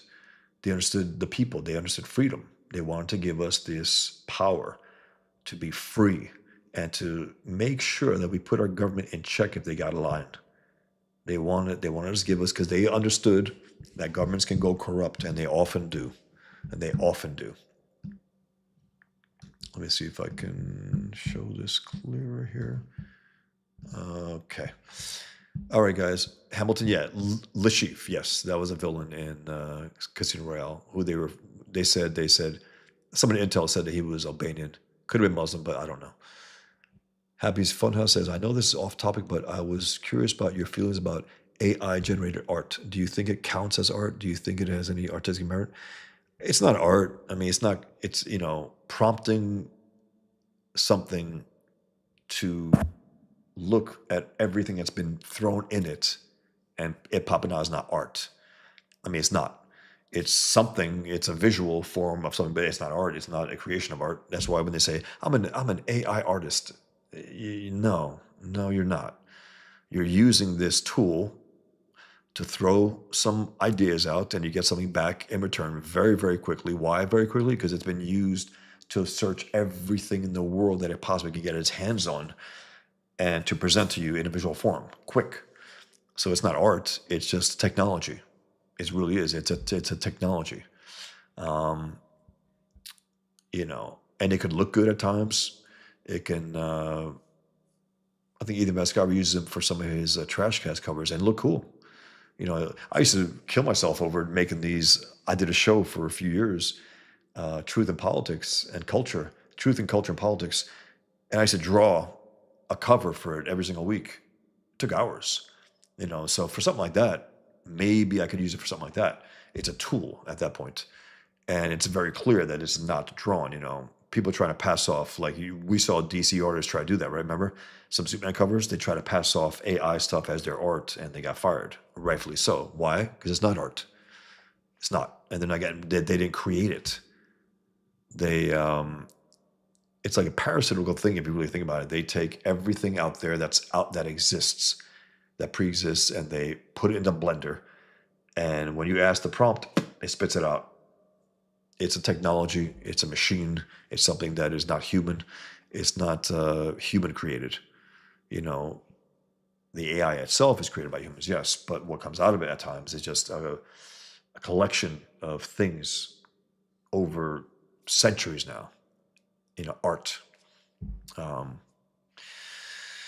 So I don't know. I mean, we'll see. We'll see what's coming. It depends on, sometimes they'll have these short films prior which they're going to have. Some genius is going to produce something and people think, oh, everyone can do it now. No. It's going to be a genius who makes the most of these type of things, where make a movie and use the best prompts in the best way and manipulate it himself after the fact, meaning he can take what was given to him and also make that even better and so on. And then from there, then it's like, okay, this is becoming art at that point, where if he's changing and amplifying this or doing that or changing the face on there and so on, at that point, we could talk about that. But for now, hey, Grok, make a visual of this. That's not art. That's just a visual graphic of something that you threw at and it threw back at you in very short time. Art can't be created that fast. It just can't. John says, I wonder what Disney is going to do with their new Daredevil. I don't know, John. I just saw another trailer. Looks good, man. I got to admit, it looks good. I love the actors. They're all back. All the actors are back. That's good news. Disney Plus, not that good news. Not Netflix. And despite the fact that people were criticizing the new showrunner by saying that It's not going to be as much navel gazing. I like that because the worst parts for me of the Daredevil show on Netflix was when Foggy and Karen were crying about him being Daredevil. I was like, okay, I get it. Stop. Stop. This guy's saving the city against a threat. Stop. I know you care about him, but don't be so stupid about it. Don't be so emotional about it. And then him also crying. And I like the actor Charlie Cox a lot. And I think he's resisting some of the stuff he gets to do, like crying. He's so bad at it. It's like, I don't want to see him do that. And I hope he doesn't do that this time. I get emotion. I get that. Crying? Nah. No. It's not that it makes me uneasy. It's like the other day I was mocking Alan Moore for having Superman cry. And I said, I think that was what he wanted to see. I want to see Superman cry and then build a story around it. I'm not exaggerating. That's what I get from these guys. You know? And one guy says, I prefer my Superman to cry, something like that. That was his response. It's like, poor guy, man. You know? You prefer that? Your Superman to be emotional and cry? No. Superman 1, when Lois dies and he loses it, yeah, that is legit. When he screams and is tearing up, that's legit. That's awesome. He just lost Lois' life. As far as he's concerned, this is his love. That's legit.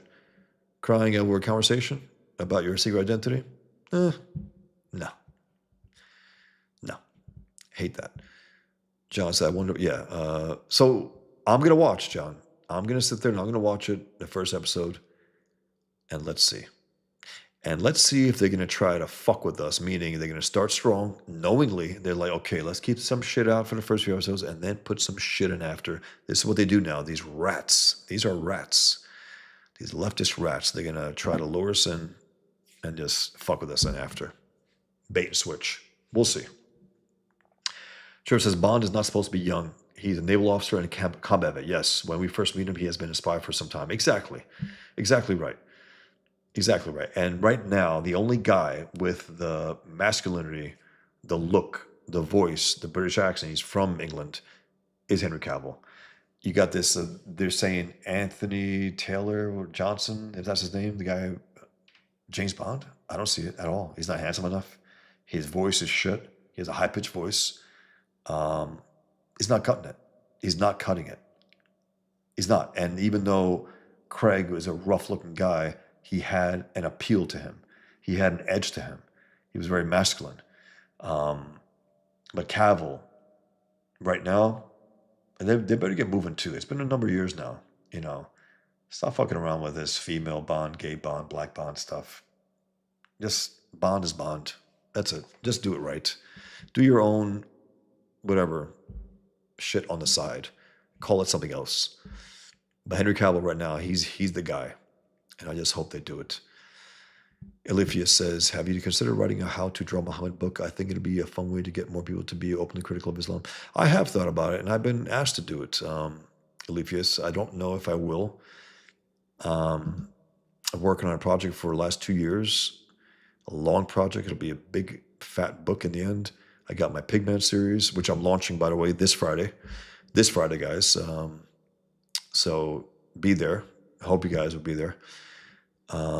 Trevor said the butt boys, exactly. And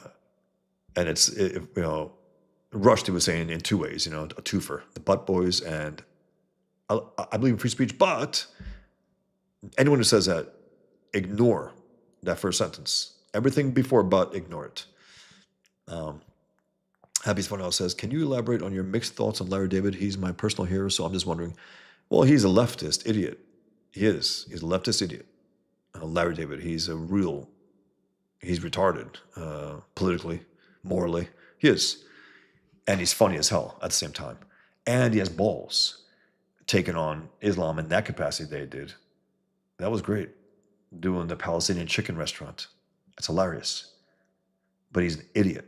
And he always, whenever you think he's pretty cool, he comes out, as himself in interviews and says the dumbest things possible about Biden, about Trump and stuff. It's like, so he's stupid. He's a typical shitty leftist, a very conventional leftist when it comes to that, and he's funny as hell. And I can watch him with no problem. And again, I'm not gonna be like, he's such a piece of shit that I can't watch him. No, I'll watch Curb Your Enthusiasm and laugh and say, man, that season had real balls. The Fatwa season. But he's an idiot. He's a typical, stupid, old liberal leftist. That's why. Trevor says, Holy Terror is very visceral. It's emotion vomited up on the page. The story lacks focus and his heart is dashed out on the page and needed some discipline. It did. It could have been great, man. It could have been great if he showed a little more balls. And if he didn't just, don't do it that one night. It's like, God damn it. Take on the threat ideologically. Do a Dark Knight Returns thing, the conversation, talking heads back and forth, debating. That's what I do in the Pigman, It's important to do that.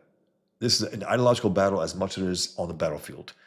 And until we get the truth knocked down and make people comfortable with that truth, we can't act on it. We can't send our soldiers to do these things. We can't. By the way, one second, guys. I just want to show you something.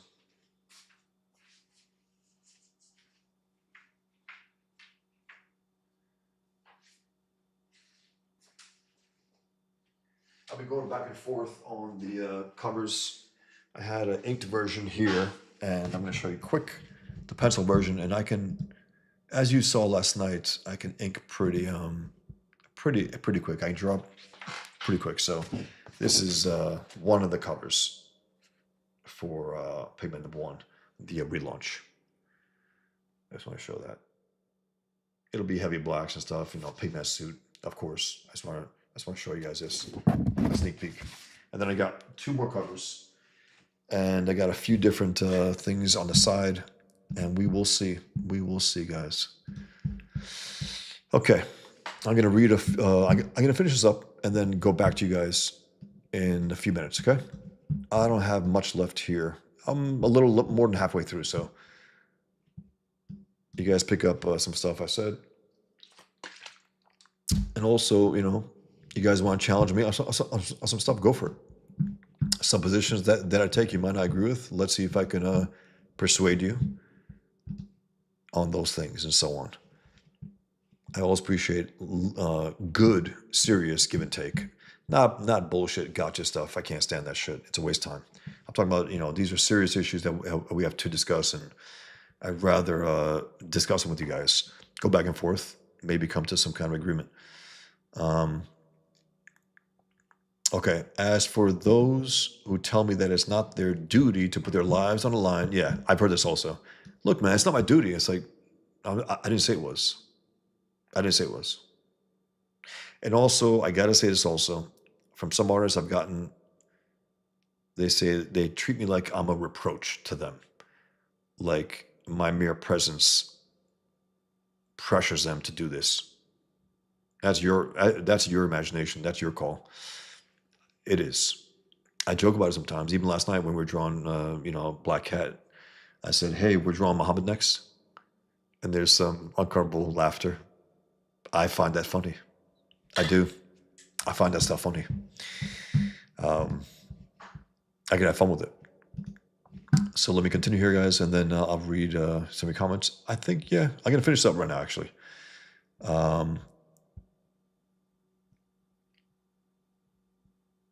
Okay. As for those who tell me that it's not their duty to put their lives on the line by drawing Muhammad is not a death sentence. But not drawing Muhammad and not publishing Muhammad cartoons could be a death sentence for our culture. Speaking for myself, I've drawn Muhammad over 300 times. I've now drawn over 700 times. I survived the jihad attack. I've gotten thousands of death threats from Muslims, and I'm alive. Yes, the bastards want me dead, and my life has become difficult at times, but free speech is alive, even if I'm the last one drawing Muhammad. If I'm going to die over this, then I'm going to die as I want to live, not as an enemy wants me to, quote unquote, live. Islamic dictatorships forbid Muhammad cartoons, and the West is increasingly forbidding Muhammad cartoons. That this needs to be stated tells us how far we've fallen. But we need to be completely different from Islamic dictatorships, and in this issue, we're far too alike. And that's why I have 2 books worth of my Muhammad cartoons so far, to try to keep that world at bay, even if only by myself. I've since had I've since had five books with manga cartoons. Most of them are out of print now. I still have 4 copies of Peaceful Death Threats, and I have maybe 10 copies each of my Draw Muhammad Cartoons Volume 1 and Volume 2. You can still get them at my store, boschfalls.com. Check it out. Some things are worse than death, such as a world without free speech. We know what that kind of world looks like, what kind of hellhole it is. So we should operate in a way that makes our world completely different from that world. And if this challenge of mine only makes people openly admit their fear of Draw Muhammad, then that's a start. The Islamic enemy, because one thing, you corner people, they might admit that. And once they admit that, if they become self-conscious about it, they don't like that. And they might draw Muhammad because of that. Meaning, I don't want to be a pussy. I don't want to have this pressure or from the enemy. I don't want to be threatened. I don't want to see this guy die and me not do anything about it. And maybe because of that, whatever it takes at some point to get people to say, you know what, it's no big deal. Draw that bastard and throw it out there. And don't be an idiot. Don't go to the Islamic world and go into a mosque, say, hey, fuck you, and start drawing Muhammad there. That's stupid. But I'm talking about just the act of defiance. And of course, Muslims say, you're a pussy if you don't come to my place, to my country. And why would I do that? Why would I go to any hellhole? I live in the greatest country in the world. Why would I do that? Let's see. The Islamic enemy has many on its side who want to kill free speech, and we have very few on our side who want to defend it. That's absolutely true. This is unacceptable, and it's unbecoming of a people who have the freedom to speak, but who choose not to, out of fear. The Danish Muhammad cartoon Crisis and the Charlie Hebdo massacre were challenges to our core values, and we fail to meet those challenges directly and honestly. We become a culture that is regularly paying tribute to an ideology that sanctions the war against us.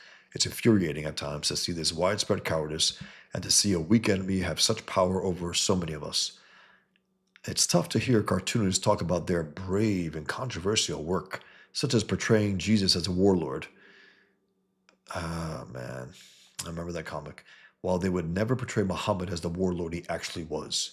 It's equally tough to see an organization, one that I used to be a card-carrying member of, claim that it's all for free speech, but then run at the first sign of trouble.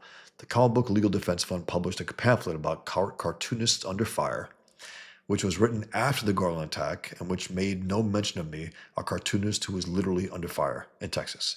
I called them out publicly on my blog and on social media and on Red Eye in Fox News. And some CBLDF members scrambled to try to put a good face on it, but they showed that their support for free speech was very conditional and very leftist. And they'll never get another penny from me. It's insane that cartoonists are threatened with death for Draw Muhammad cartoons, and it's insane that we're blamed for inciting terrorism, and I draw Muhammad repeatedly to push back against such insanity. This is war on the battlefield and in the culture, and I'm challenging cartoonists to prove their support for free speech by Draw Muhammad. Right now, and it's hard to believe, but I'm the only cartoonist who is regularly Draw Muhammad today. Even if you ask Grok, who's Draw Muhammad today? I come up. And that's it. Which anti-jihad superheroes exist today? Pigman. And then they named all the Muslim superheroes for some stupid reason. But one time they only said Pigman, which is interesting, and it shouldn't be that way. It really shouldn't. It's embarrassing, actually. It says something about our culture when there's only one guy doing that. And one guy cited. And they are a more honest AI.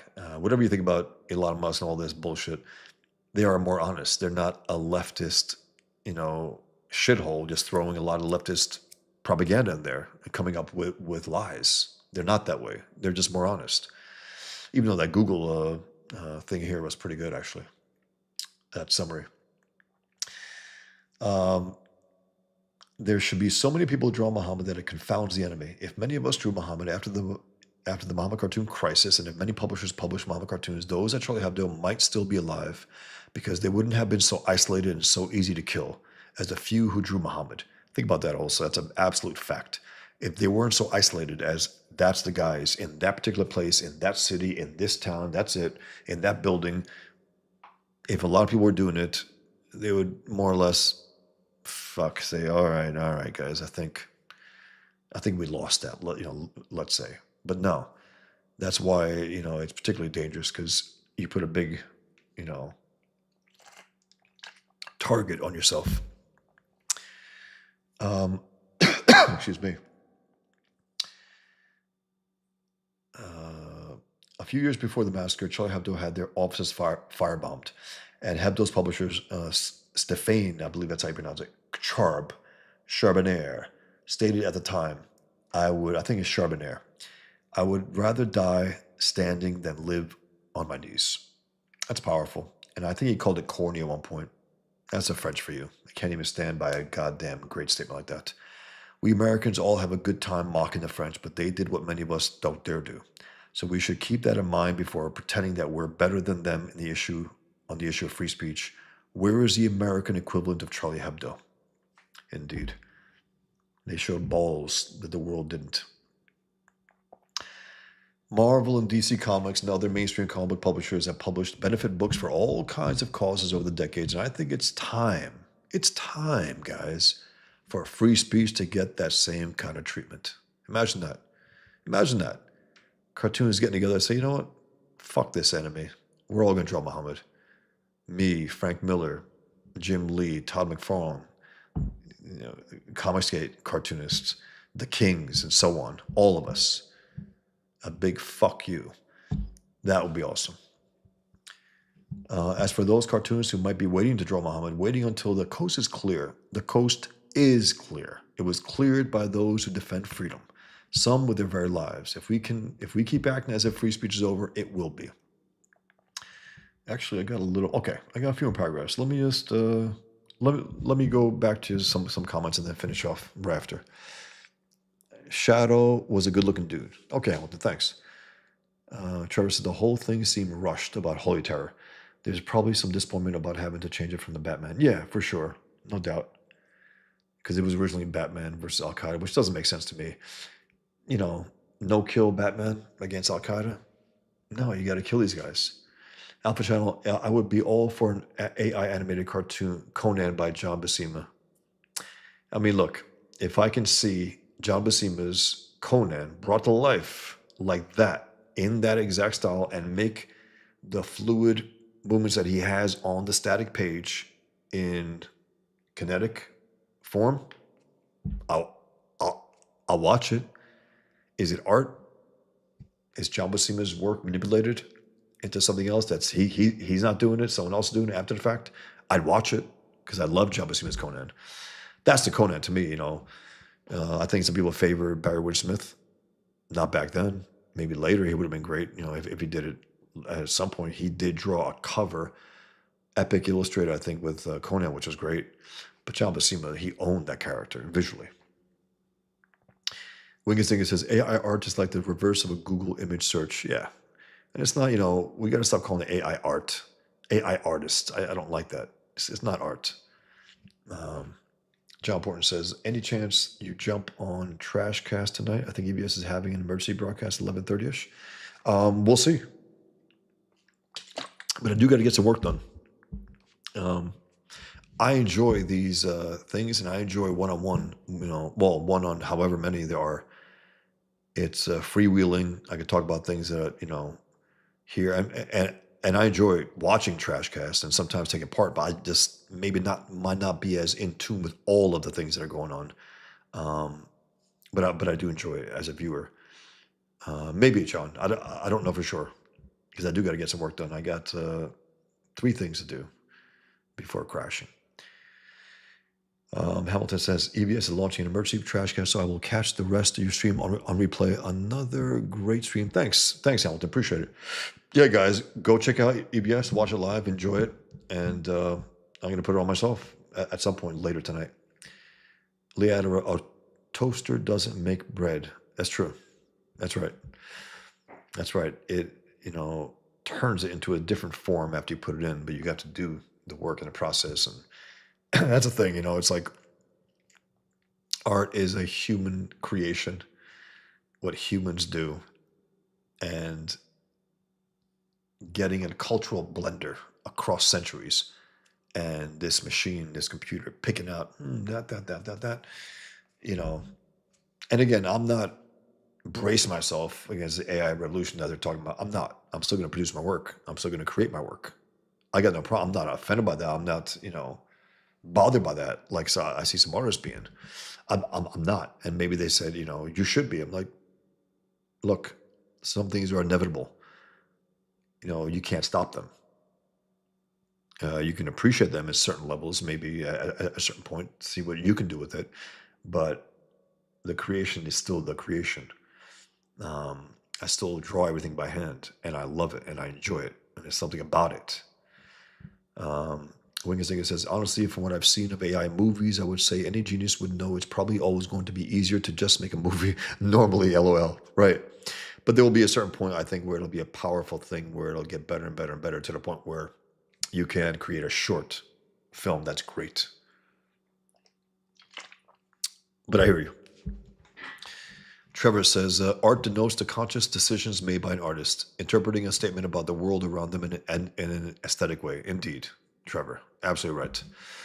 You know, this is what great art does. I mean, it's the human mind busting its ass to try to get this thing as attractive, as appealing, as compelling as they possibly can into the viewers and the readers and the consumer's mind. I hope they bring Electra back, Alpha Channel says. I don't know if they will. The word is, if anything, they might in the second season. They might, but I don't know. Trevor says, Bond needs to have charisma for days. Yep. But they keep trying to soften him up. He's a blunt object, a direct quote from Ian Fleming. Indeed. That's right. Exactly. A blunt object. A blunt object. He's a force of nature. He's a hard guy, too. You can't soften him up. He loves his women, loves killing bad guys, loves adventure. That's the character. He's a good guy, taking out the bad guys. And they try to make him, and those who I think do him now, see him as a bad guy from their twisted morality, their twisted perspective. Raul Julia looks awesome. Thanks. Appreciate it. About the Pigman cover, Trevor says, my favorite cover remains the war paint cover. Thank you, man. That's the one. That's one of the covers. Pigman, the big close-up with a lot of the Jihadist blood over his mask and over his face. War paint. Alpha Channel says, I love your art, by the way. I can see Miller's influence, or imagine I can. Thank you, Alpha Channel. Appreciate it. Yeah, it's there, whether even if I notice or not. I can't help it, There's some Toth in there, Ramita, Miller, most definitely. And at times, even maybe Kirby. But it's not obvious. I mean, it's not, to me,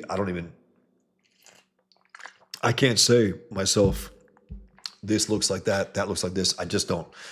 And I'm not like John Ray Jr. deadline style. I'm not like that. I draw pretty fast. I can. I don't sit there and noodle things out too much.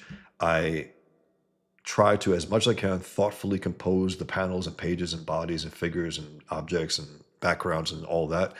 But when it comes to actual execution, I make sure that, things are drawn well. Everything's more or less pretty right. Faces are good, expressions are good, and all that. That they look like living, breathing characters, even though, of course, they're not. It's important to do that and not to fuss it up too much. I don't care for that. Thank you, Albert. I appreciate it. Trevor says, it was my duty for 20 years, always restrained to the point of being ineffective. Yeah, I know. Trevor, military. I know. Restrained. They didn't unleash our soldiers like you, Trevor. We could have taken out this enemy. We could have done short work of them because, again, this idea that we've been at war for 20 years is absolute bullshit. And people will still say that and still try to, argue with me about it. We've been at war for 20 years. No. You think America, the most powerful country in the history of the world, has been at war with this enemy for 20 years? No. We were not allowed to be at war. Our soldiers were not allowed to be unleashed on this weak enemy in the end. They're a weak enemy.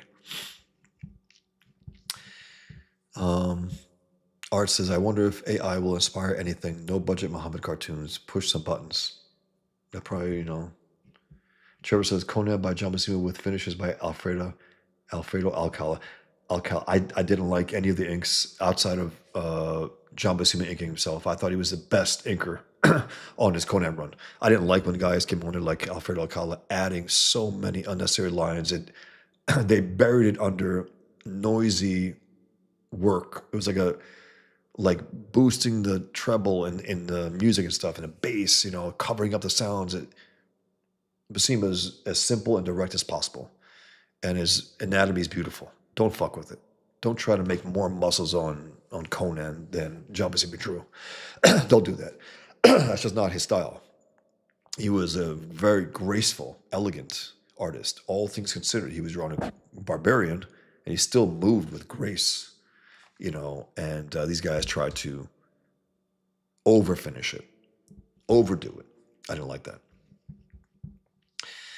Art says, been looking for a good copy of Holy Terror. Want to experience it myself. Yeah, everyone should. I mean, everyone here should. Don't take my word for it. Don't even watch my video.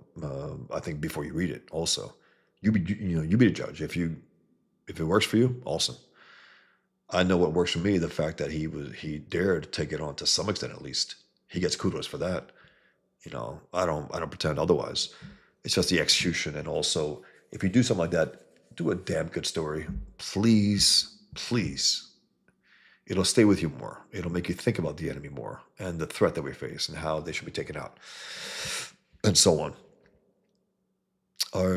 Trevor says, Holy Terror is on Amazon right now for $9. Wow, that's very cheap. It's cheaper than when I first got it, 2011. I think it came out September 2011, and I beat Miller by what was it, 10 months? I think at that point, where Pigman was already out. Pigman had been out from digitally, and he was also on my blog from 2004, 2005. But in terms of the print copies, I had my anti-jihad comic out before his, and he was working on it for years himself. A Man Called Plush says, Moore seemed to embody that Bond bluntness Fleming spoke of. That's interesting. I wouldn't have thought Moore, he was the most, I don't know,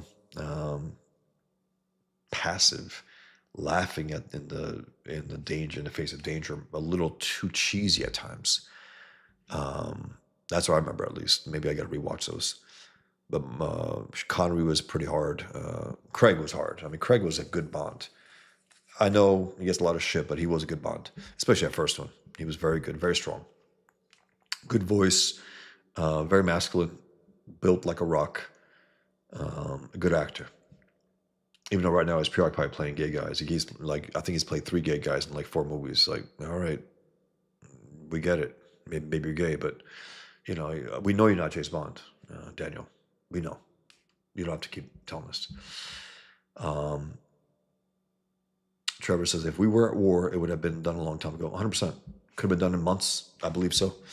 And by that, I mean whatever it takes. Whatever it took to stop this enemy forever. And that's what we should have done. That wasn't the mission. It wasn't the mission to stop this enemy forever. The mission was, okay, Americans want us to do something. Let's do something to appease them. That's what it was. Piece of shit Bush. Islam is peace. Yeah. Anyway, let me finish this, guys, and then you guys, I guess, get going to see Ethan's show. The question isn't why would you draw Muhammad if you know it makes Muslims crazy. The question is, how do you respond when Muslims threaten to murder over Muhammad cartoons? And the answer is by drawing Muhammad cartoons. Free speech is under attack by the left, by Muslims, and by the worst on the right. 1 second, guys. Huh.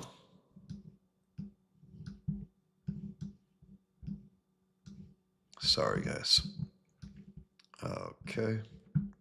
The question isn't why would you draw Muhammad if you know it makes Muslims crazy. The question is, how do you respond when Muslims threaten to murder over Muhammad cartoons? And the answer is by drawing Muhammad cartoons. Free speech is under attack by the left, by Muslims, and by the worst on the right. So when free speech is under attack, you defend it, you exercise it, you push back, and you defy its enemies. It's a simple thing. But we're living in such a mad time in history that savages have made cartoons a part of the battleground in this never-ending post-9/11 war. Cartoons. And I'm not diminishing cartoons, but that's the point. It's like people are dying over this. And that's not to diminish the value of cartoons, which I love and which I make my living on. It's to illustrate how fragile, how hypersensitive this enemy is, and how we should use that as part of the defense of the West. One of the most self-loathing things I hear from non-Muslims about Muhammad cartoons is that it's blasphemous to Muslims, as if we should place something as unimportant to us as blaspheming Islam above something as important to us as our freedom of expression. As if Islamic blasphemy should be any concern of those of us who don't observe Islam, as if Islam's prohibitions should be our prohibitions. This is one of the things this is one of the things that distinguishes Islam from other religions, in that it is the least live and let live religion in history. And regardless what people tell themselves about the nature of Islam, the fact that its founder was a warlord tells us what we need to know about Islam's nature. But there's a verse in the Quran which tells people to live and let live, I'm told. And then I have to inform them of Islam's doctrine of abrogation, which is that if later verses in the Quran contradict earlier ones, then Muslims are to go with the later ones. So the later violent passages calling for war killed whatever quote-unquote peaceful passages there were. One of the great conceits of Islam is that not only are Muslims to follow Muhammad as the perfect model, but that we all are. That's a hostile religion that has overstepped itself, and we need to remind Muslims that Islam has no sway over us. And in this post-9/11 world, one of the most dramatic ways to show that is to draw Muhammad. Some people have actually told me that they're afraid to even like my social media posts or to buy my stuff. It's how I make my living, and they're telling me, I'm too afraid to buy your stuff. God damn it. Which is a terrible state for a free people to be in. And even if none of you answer the challenge and draw Muhammad, well, that'll make a point as well. You either support free speech or you don't. You cannot remain neutral when your fellow cartoonists are threatened with murder and then murdered over cartoons, no matter what you tell yourself, no matter what others tell you, and no matter if no one ever challenges you about it. You know you've capitulated. I'm just letting you know that I know that you have. If you believe that you can't draw Muhammad, then you've sold out free speech to its savage enemies. You support free speech or you don't. Support free speech. Draw Muhammad. All right, guys, I'm going to read a few more comments and then I'm going to get going. Thanks for being here, guys. I do appreciate it. You guys have been great. Some great commentary and comments and questions. Art says, nation building doesn't work in cultures that don't care about such things. Look at how quick Afghanistan fell after the U.S. pulled it. Yeah, it's stupid. They say we turn into hellholes. You can't turn hellholes into hellholes. They are already hellholes, so there's no structure there. There's no core holding it up. There's no Islamic dream like the American dream. It's Islamic nightmare where they're preoccupied with non-Muslims. Their dream is to wipe us out. That's their dream. Sick.